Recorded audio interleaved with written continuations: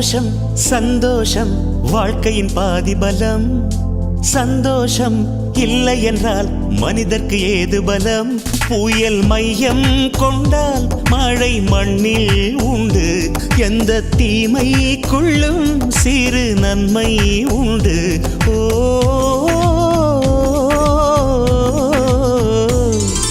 சந்தோஷம் சந்தோஷம் வாழ்க்கையின் பாதி பலம்.